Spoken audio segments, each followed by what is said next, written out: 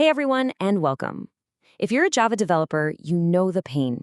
You know the struggle of writing class after class just to hold a little bit of data.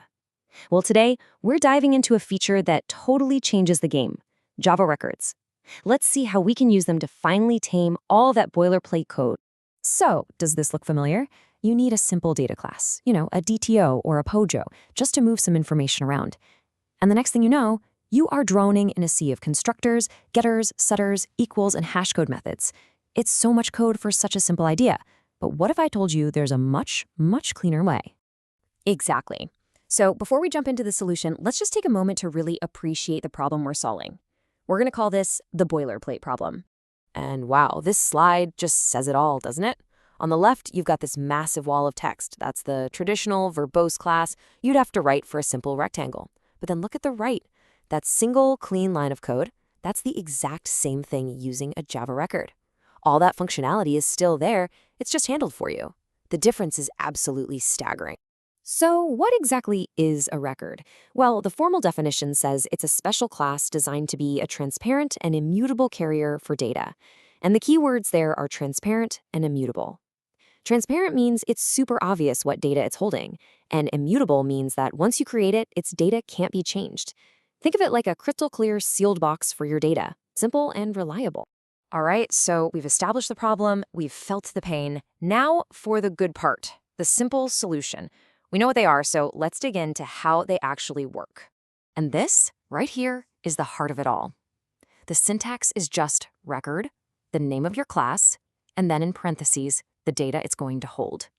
Record rectangle, double width, double height. And that's it.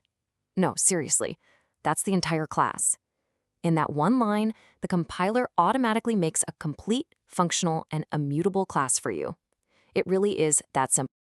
Okay, but that feels a little bit like magic, right? So what's actually happening when you write that one line? Let's pop the hood for a second and see what the Java compiler is really doing for us behind the scenes. So what do you get for free? Well, the compiler generates 4 huge things for you.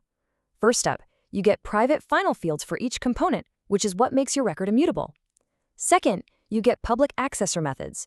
And notice, it's not with get, it's just with, a nice clean syntax. Third, you get a constructor that takes all your components.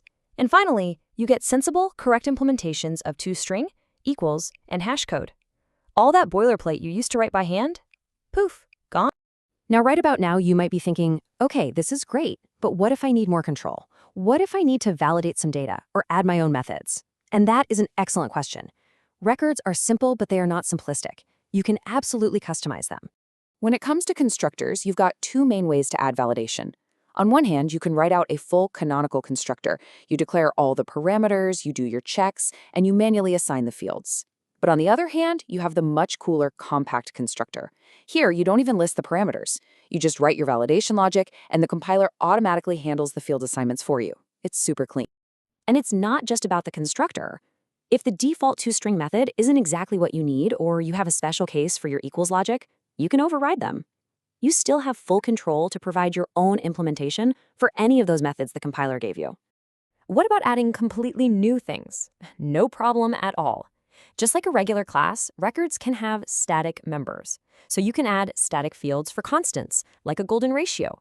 Or you can create static factory methods to build your record instances in a really specific way. And the exact same thing is true for instance methods.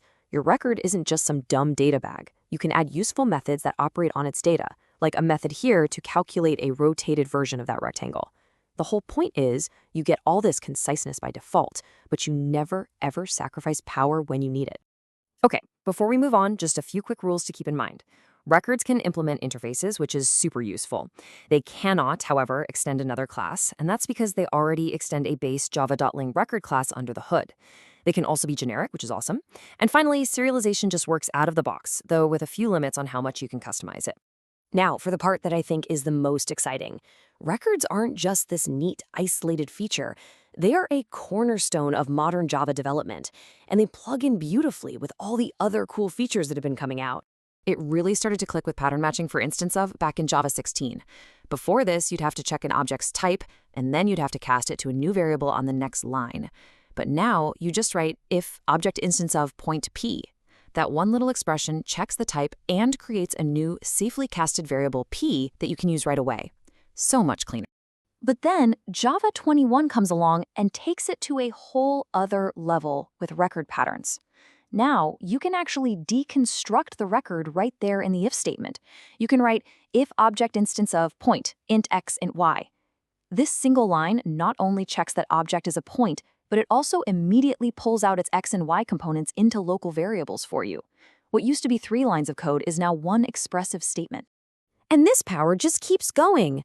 Look at this example with nested records. With a single instance of check, we can match this entire complex structure and pull out deeply nested values, like the x and y from way inside that point. Just imagine trying to write this with traditional get calls. It would be a total nightmare of null checks and temporary variables. This is just beautiful. And this same deconstruction power plugs right into modern switch expressions. You can switch on an object, and your case labels can match and deconstruct a record right on the spot, like case, point, int x, int y. This lets you write incredibly expressive and readable code for handling all the different states of your data. It's a real game changer. So let's just zoom out. What's the big picture? What are the key takeaways? First, records just drastically reduce boilerplate code, making your data classes clean and easy to read. Second, they push you towards a really good practice, immutability by default. And third, they're not just a syntax shortcut. They are a deep feature that unlocks powerful new patterns when you combine them with things like pattern matching. And that pretty much brings us to the end. We've seen how records can transform the way you model data in Java, taking it from a verbose chore to a concise and powerful declaration. So the final question I want to leave you with is this.